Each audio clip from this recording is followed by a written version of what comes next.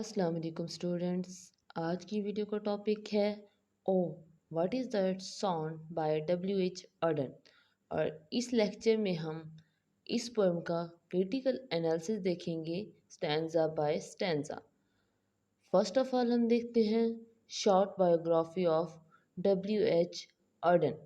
ان کی birth 21 Feb 1907 میں ہوئی اور ان کی ڈیتھ 29 ستمبر 1973 میں ہوئی۔ English born poet and man of letter, جنہوں نے 1930s میں ابتدائی شہرت حاصل کی، گریٹ ڈپریشن کے دوران بایاں بازوں کا ہیرو ہونے کے ناطے۔ اس پیریڈ کے ان کے زیادہ تر ورس ڈرامے کرسٹوفر ایشر ووڈ کے ساتھ مل کر لکھے گئے۔ 1939 میں آرڈن امریکن سٹیزن بن کر امریکہ میں آباد ہو گئے۔ The next topic of this video is analysis of Oh What Is That Sound stanza by stanza۔ First stanza کی explanation ہے۔ Oh What Is That Sound کا فرسٹ کوٹرین ہمیں یہ انفارم کرتا ہے کہ اس پوئم میں 2 انڈیویجول ہیں جو کہ ایک دوسرے سے کنورزیشن کر رہے ہیں۔ فرسٹ وائس اس وائس کے بارے میں پوچھتی ہے جو کہ ڈرمنگ کی آ رہی ہے، اور سیکنڈ وائس بہت ہی کیجول اس کا آنسر دیتی ہے کہ یہ صرف سولجر کی آواز ہے۔ انفیکٹ اس آنسر کا بہت آرام دہ ہونا ریڈر کو یہ بتاتا ہے کہ یہ پرسن کافی عرصے سے حالت جنگ میں ہے اور یہ ان کا معمول بن چکا ہے۔ تاہم سولجر کے لیے ڈرمنگ سننا بالکل ایک نیو فینامنا ہے۔ آرڈن مارچ کرنے والے سولجر کی امیج کریٹ کرنے کے لیے ورلڈ ڈرمنگ کی ریپیٹیشن کر رہا ہے، اور اس نے اس پوئم میں سولجر کو ایز اے اسکارلیٹ ڈسکرائب کیا ہے۔ یہ ڈائریکٹ ریفرنس ہو سکتا ہے ان کے فیسز کا جو کہ ایک لانگ پیریڈ سے مارچ کر رہے ہیں، یا یہ ریفرنس ہو سکتا ہے ان کی یونیفارم کا جنہیں وہ کیری کرتے ہیں۔ اسٹینزا 2 کی ایکسپلینیشن میں ہمیں یہ پتہ چلتا ہے کہ اس پوئم کے سیکنڈ کوٹرائن میں فرسٹ وائس کا ایک اور کویسچن ہے۔ اس بار یہ واضح ہو گیا ہے کہ سیکنڈ وائس اس سچویشن کو بہت ایزی لے کر فرسٹ وائس کو پرسکون کرنے کی کوشش کر رہی ہے۔ سیکنڈ وائس یہ کہتی ہے کہ جو ہمیں دکھ رہا ہے وہ صرف سپاہیوں کے ویپنز ہیں اور ہلکے سے چلتے ہوئے سورج کی روشنی کو ریفلیکٹ کر رہے ہیں۔ فرسٹ اسٹینزا سے یہ واضح ہے کہ سپاہی ہلکے سے نہیں چل رہے، وہ لاؤڈلی مارچ کر رہے ہیں۔ یہ اسٹینزا اس فیئرفل اسٹیٹ کو سامنے لاتا ہے جس میں یہ دونوں انڈیویجول ہیں۔ اینڈ نیکسٹ ہے اسٹینزا 3۔ اس اسٹینزا کی ایکسپلینیشن میں ہم دیکھتے ہیں Oh What Is That Sound کا تھرڈ اسٹینزا اس فیکٹ کو سپورٹ کرتا ہے کہ فرسٹ وائس فیئر کی اسٹیٹ میں ہے، لہٰذا فرسٹ وائس کافی بے چین ہو رہی ہے اور انکوائری کر رہی ہے کہ سولجر آج صبح کیا کر رہے ہیں، اور سیکنڈ وائس ریپیٹلی پر امید رہتی ہے شاید وہ صبح حملے کی وارننگ دے رہے ہیں۔ ان دس وے سیکنڈ انڈیویجول اپنے کمپینین کو اس بات کا ایشورنس دیتا ہے کہ ان کے گھر کے قریب کوئی خطرہ نہیں، وہ بیرونی آواز کے بارے میں زیادہ سوچے بغیر پرسکون رہ سکتی ہے۔ اسٹینزا 4۔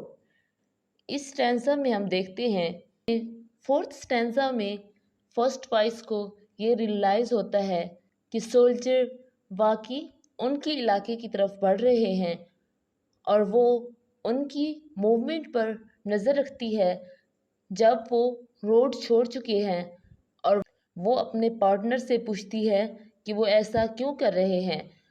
دیئرفور فرسٹ وائس اپنے آپ کو بچانے کے لیے گویا گھٹنے ٹیک دیتی ہے۔ However سیکنڈ وائس اس سے انکار میں رہتی ہے۔ اس اسٹینزا میں یہ بات واضح ہو جاتی ہے کہ سیکنڈ وائس ہسبینڈ کی ہے جو کہ اپنی وائف کو جھوٹی یقین دہانی کروا کر دھوکہ دینے کی کوشش کر رہا ہے۔ دا فالوئنگ اسٹینزا اس فیکٹ کو کلیئر کر دیتا ہے۔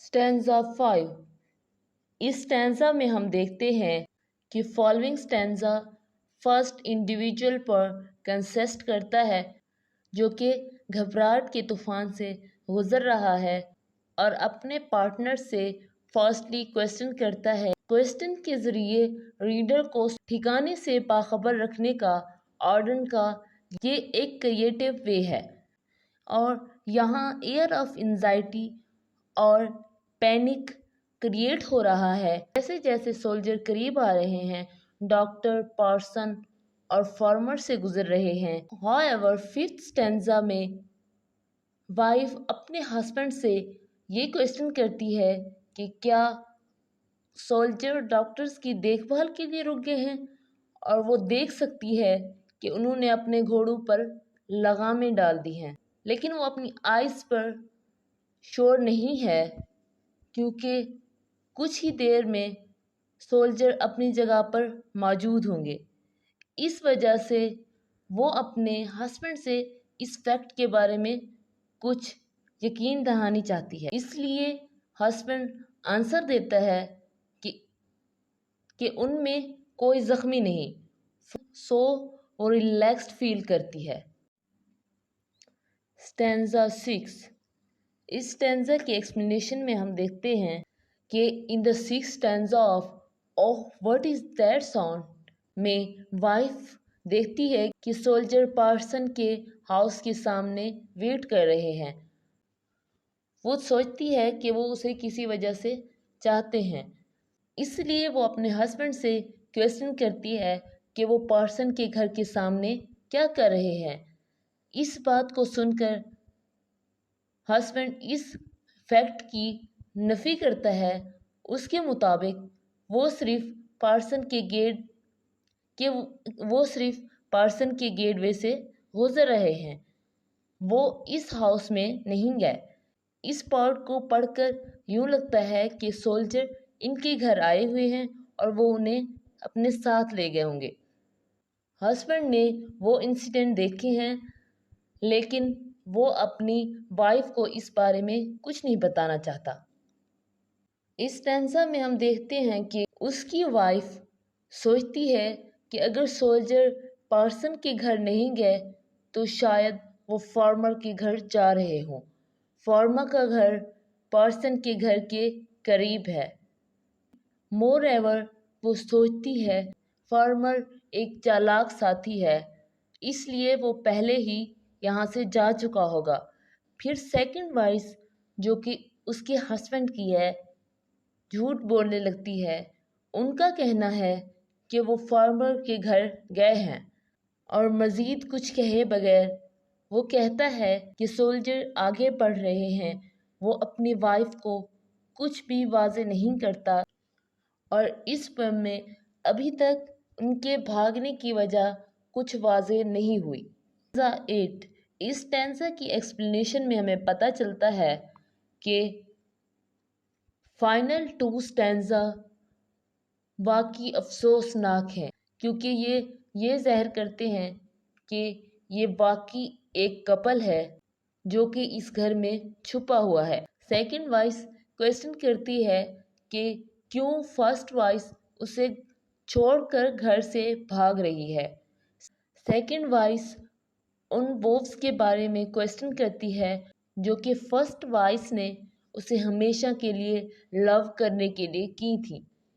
یہ وولفز ریفر کرتی ہیں کہ یہ ڈیورنگ ویڈنگ سیرمنی کی گئی ہوں گی۔ وائفز کا رول ابھی تک واضح نہیں ہے، کون سا ہسبینڈ اور کون وائف ہے، لیکن 90s میں یہ پوئم لکھی گئی تھی۔ اس چیز کو دیکھتے ہوئے ہم اندازہ لگا سکتے ہیں کہ اس پیریڈ کی وومنز زیادہ اسٹرانگ نہیں تھی، اس وجہ سے سیکنڈ وائف کی ہو سکتی ہے، اور جو وائف اب چھوڑ چکی ہے وہ وائف ہسبینڈ کی ہو سکتی ہے۔ اسٹینزا 9 اس پوئم کا لاسٹ اسٹینزا ہے۔ اوہ وٹ از دیٹ ساؤنڈ کہ لاسٹ ٹینزا سے ہمیں یہ پتہ چلتا ہے کہ سولجر ان کے گھر میں گھس آئے ہیں. اب وہ ان کی آئیز میں دیکھ سکتی ہے کہ وہ کس طرح جل رہے ہیں. ہول پوئم میں ہسبینڈ اپنی وائف سے سنسیئر ہے. however جب سولجر ان کے گھر کی طرف بھاگنے لگتے ہیں تو وہ اسے چھوڑ دیتا ہے. بٹ فیکٹ یہ ہے کہ وہ اسے رسپانس کرتا ہے I do love you but I must leave now.